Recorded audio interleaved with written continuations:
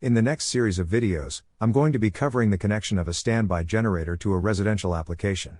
There are several ways that this can be accomplished, from the simple to the more complex, depending on the size, make and model, as well as the amount of switchover automation that is involved. Stay tuned to cover these examples, and for further information, you can take advantage of my courses, the location of which I will be covering at the end of this video. In this video I'm going to cover the simplest installation, which involves an interlock kit for a standby generator, which is directly connected into the electrical service panel, so that you can safely switch between the power from your power utility to the generator, should you lose utility power. This will allow you to feed your entire panel, rather than backload your panel through some unsafe means such as through an outlet. The first step is you need to remove the panel cover. When you're taking the panel cover off, take the bottom screws off first, then the middle, and you always take the top screws off last. You want to make sure that you have some pressure on that cover as you're taking off these top screws, so that the panel doesn't fall off. Because if it ever got inside that equipment, you could have an arc flash, and that would be a very terrible thing to happen. So take your top screws off last, and be careful taking this cover off. Use 2 hands and pull it off slowly. In this example, I am using a square D interlock. There are others out there that will similarly work on your panel. However, as a demonstration, I am using a square D interlock with a square D panel. I won't mention any of the other manufacturers, but I will say that the square D has the most easily understood directions for installing the interlock, compared to other companies, and the installation as well comes with a metal template, which really helps to align and make sure you've got your nut and bolt assembly in the right place. In this example, the cable from the standby generator that goes to the inlet box on the outside of the house is already in place. All that needs to be done is install it into the panel, and terminate it into the circuit breaker, which is a double pole, 30 amp breaker. This breaker is working in reverse to the other breakers in the panel, in that it is feeding power into the panel rather than out of the panel as the other breakers are. This still provides 30 amp tripping protection for the cable coming from the standby generator. Once everything is installed, this is how it all will work. Under normal conditions, the main breaker will be on, drawing power from the utility. The generator is not required, so it will be off, and the generator breaker will be in the off position. Remember now, that it is a double pole breaker. Under the condition that the utility supply is interrupted for some reason, then the generator will be required. It will either start automatically, or have to be started by the homeowner. In order to supply the home from the generator, the main breaker will have to be switched off to enable the double pole generator breaker to be switched on. Once the main breaker is turned off, the generator breaker can now be switched on, allowing the generator to feed the residential services. As long as the generator breaker is switched on, the interlocking plate prevents the main breaker from being switched back on. An example of a standby generator that could be connected to the inlet box on the outside of the house is the EcoFlow Delta Pro Ultra.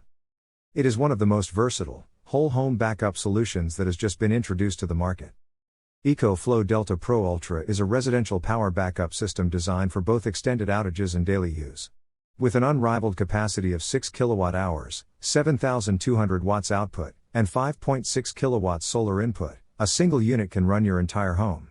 With EcoFlow Smart Home Panel, you get an uninterrupted power backup experience with automatic switchover, energy consumption monitoring, and lower electricity bills. This unit is not driven by gas or diesel generation but uses the battery storage unit that is charged when the utility is available. This means that the unit can be placed indoors or outdoors and is virtually silent when operating. It has a stackable design that can be expanded to increase output in only minutes.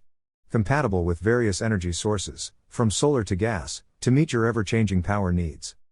To obtain more information on this subject, and pick up your free digital copy of the Ultimate Guide to Residential Standby Generators, simply fill out the information requested when you go to this website, https://bit.ly/3 uppercase S, uppercase P, 0, lowercase x, uppercase V, uppercase Y. As the title screen of this video suggests, this is video number 14 of my DIY house circuit layout and connection series. In this series, I will be covering essential topics to help you understand and manage your home's electrical system safely and efficiently. By the end of this series, you'll have the knowledge and confidence to tackle your own electrical projects and ensure that your home's electrical system is running smoothly. Future topics to be covered will include panel wiring. Learn how to properly wire your electrical panel, including identifying circuits, connecting breakers, and ensuring proper grounding. Receptacle connections. Understand the wiring and installation of duplex receptacles, GFCI receptacles for added safety, and AFCIs to protect against electrical fires. Appliance receptacles. Discover how to wire 20 amp, 30 amp, and 50 amp 240 volt appliance receptacles for various household appliances. Light switch wiring. Master the basics of wiring light switches, including single pole, 3-way, and 4-way switch configurations for controlling lighting throughout your home. Stay tuned for upcoming videos where I dive deeper into each of these topics, providing step-by-step instructions, safety tips, and troubleshooting advice to help you successfully complete your DIY electrical projects. Don't miss out on future installments of my Do-It-Yourself House Circuit Layout and Connections series and empower yourself to take control of your home's electrical system. Stay tuned to this site, as I will be providing more information on electrical installations. In the meantime, take advantage of the availability of my 50-page electrical power crib sheets, if you haven't already downloading them. The formulas and information there can be used for everything electrical, especially when viewing my courses. Simply fill out the information requested when you go to this website, https://bit.ly/47 uppercase y uppercase b 3 lowercase v lowercase h. You can directly access my StanStore courses at this website.